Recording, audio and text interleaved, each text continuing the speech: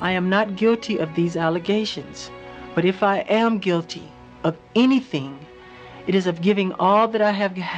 Salut tout le monde, c'est Xavier, bienvenue sur WatchMojo français et aujourd'hui on va examiner les moments où des personnes liées à un documentaire ou à une série télévisée ont intenté une action en justice contre les créateurs ou des personnes liées à la production. SeaWorld executives claim the film was having no impact, even though investors claim they have now uncovered evidence showing SeaWorld knew Blackfish was keeping visitors away. Procès qui tourne mal, The Carter. Ce documentaire raconte la vie de Dwayne Michael Carter Jr., mieux connu sous le nom de Lil Wayne, avant la sortie de son album The Carter 3 en 2008. For Lil Wayne, it began in New Orleans. Il semblerait que Lil Wayne ait été ravi du montage final. Cependant, lors de la deuxième projection du film au 25e festival du film de Sundance, le rappeur a intenté une action en justice de 50 millions de dollars contre la sortie du film. Selon lui, il contenait des séquences dont on lui avait promis qu'elles seraient retirées. Le juge a rejeté la plainte, mais le documentaire a dû se contenter de sortir sur iTunes et en DVD. En 2012, après d'autres procès entre Wayne et le producteur du film, Quincy Jones, troisième du nom, le rappeur est devenu viral avec sa déposition. Il a perdu le procès et a dû payer à Jones près de 2,2 millions de dollars. Okay, I see how I'm retired. Yeah, I do. But I don't see how I'm retired. Une réputation irrémédiablement entachée, Quiet on Set, The Dark Side of Kids TV. Après des années de rumeurs, en 2024, cette série documentaire a mis en lumière le monde obscur de Nickelodeon. L'un des principaux sujets de la production était les accusations explosives contre l'ancien créateur d'émissions pour enfants, Dan Schneider, accusé d'avoir favorisé un environnement de travail toxique et d'avoir eu des comportements répréhensibles. By the late 2000s, Dan had more control than pretty much any showrunner at Nickelodeon. Schneider a intenté une action en justice contre les producteurs de la série, affirmant que celle-ci avait irrémédiablement porté atteinte à sa réputation. Schneider now alleges the portrayal of him is a quote hit job. Bien qu'il se soit excusé pour son comportement sur le plateau, le scénariste a nié les allégations selon lesquelles il aurait été au courant ou aurait participé à des abus sur les stars mineures, ce que la série laissait entendre selon lui. Le procès est encore en cours. I could be cocky and definitely overambitious and sometimes just straight up rude and obnoxious, and I am so sorry that I ever was. Scène coupée outrageante, Crude. Produit et réalisé par Joe Berlinger, Crude décrit le procès intenté par des Équatoriens résidant dans la forêt amazonienne contre la compagnie pétrolière et gazière Chevron Corporation. The total area in which Texaco polluted is about the size of the state of Rhode Island. We are suing for environmental cleanup. Les habitants estimaient que la compagnie avait pollué leurs terres. Après que le juge Lewis Kaplan a autorisé Chevron à accéder aux prises de vue à la suite d'un procès contre les créateurs, l'entreprise a trouvé des images de l'avocat Steven Donziger discutant de tactiques peu recommandables pour battre l'entreprise au tribunal. La compagnie pétrolière a perdu le procès initial et a dû payer près de 19 milliards de dollars. Mais en 2014, M. Kaplan a annulé le jugement précédent en citant la fraude des avocats des Équatoriens à cause des scènes coupées. Le juge Kaplan a également jugé, de manière controversée, que M. Donziger avait commis une fraude. L'avocat a même été radié du barreau. The reason I'm locked up is because we were successful. Double procès, tabloïd. Dans ce que l'on appelle parfois l'affaire du Mormon Manchot, en 1977, Joyce McKinney a été accusée par le missionnaire mormon Kirk Anderson de l'avoir enlevée et abusée en Angleterre pendant plusieurs jours. Bizarrement, elle est devenue une sorte de célébrité pendant un certain temps. I would never do anything to hurt Kirk Anderson or slander him.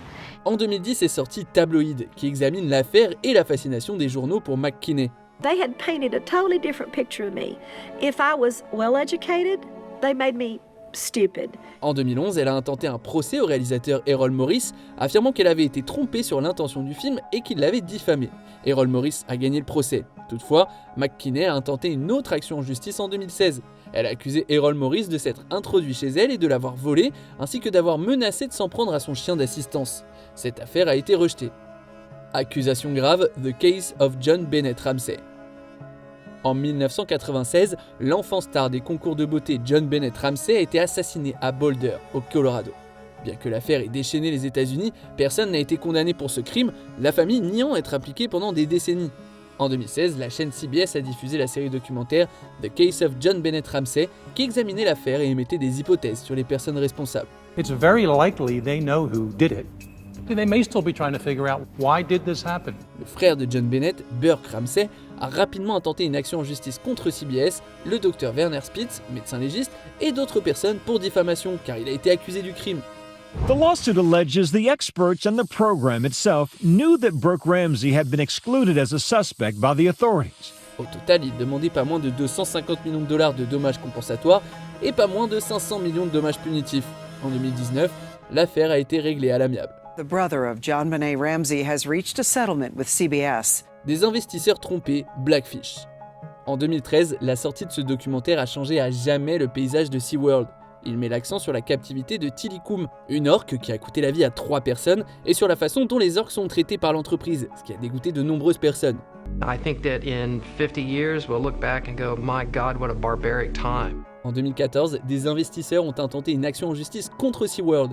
Ils ont affirmé que l'entreprise avait menti sur l'impact négatif du documentaire sur ses revenus, les gens ayant cessé de visiter les parcs, et qu'elle avait artificiellement gonflé le prix de ses actions. Year that movie came out, SeaWorld's Orlando's attendance dropped 8%. En 2020, un juge a accepté un règlement de 65 millions de dollars. Ce règlement s'ajoute à un jugement de 5 millions de dollars rendu en 2018 contre SeaWorld et son ancien PDG, James Hutchison, sur la base d'accusations similaires. Upon news of this settlement this morning, SeaWorld shares spiked to a 52-week high. La clause de non-dénigrement Leaving Neverland. Après l'acquittement de Michael Jackson des accusations de pédophilie en 2005, les spéculations sur la nature de ses relations avec les enfants ont entaché sa réputation.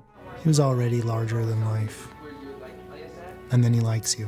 En 2019, les créateurs de Leaving Neverland ont voulu examiner les expériences de 2 victimes présumées. Peu après la première à Sundance, la succession de Jackson a poursuivi HBO pour avoir ignoré une clause de non-dénigrement. Le groupe affirme que lorsque la chaîne a signé un contrat pour diffuser l'un des concerts de Jackson en 1992, HBO ne pouvait pas faire de remarques désobligeantes sur le chanteur ou les personnes qui lui sont liées. The lawsuit calls the documentary a one-sided marathon of unvetted propaganda to shamelessly exploit an innocent man. Les ayants droit réclamaient plus de 100 millions de dollars. En 2020, après avoir fait appel, HBO a reçu l'ordre d'aller en arbitrage avec la succession de Jackson et les deux parties ont accepté de se récuser en 2024. Lutte contre le diffuseur The Uncounted Enemy, A Vietnam Deception. En 1982, la série documentaire CBS Reports a publié l'épisode The Uncounted Enemy, A Vietnam Deception. Il détaille les allégations selon lesquelles le général William Westmoreland aurait manipulé les rapports des services de renseignement indiquant qu'il y avait moins de communistes au Sud-Vietnam en 1967, pays avec lequel les États-Unis étaient en guerre à l'époque. Westmoreland was there commanding the 25,000 American advisors in 1964, urging the president to commit combat troops in 1965. Ce montage chiffré devait donner l'impression aux États-Unis que l'invasion du pays était un succès, alors qu'elle ne l'était pas en réalité. En conséquence, Westmoreland a intenté une action en justice de 120 millions de dollars pour diffamation contre CBS et les producteurs de l'épisode. Toutefois, estimant que le jury semblait se ranger du côté de CBS, Westmoreland a réglé l'affaire à l'amiable avant qu'un verdict ne soit rendu. I made the decision. It was my responsibility. I don't regret making it. Sauté aux conclusions, Didi, The Making of a Bad Boy. En 2023, plusieurs femmes ont fait part d'accusations d'inconduite à l'encontre de Sean Combs, également connu sous le nom de Didi, musicien et producteur. Ce dernier a été arrêté et à l'heure où j'enregistre ces lignes, il est en attente de son procès. En 2025, NBC, par l'intermédiaire de son service de streaming, a diffusé le documentaire Didi, The Making of a Bad Boy, qui explore plusieurs accusations, comme celle selon laquelle il serait responsable de la mort de plusieurs personnes, notamment Kim Porter.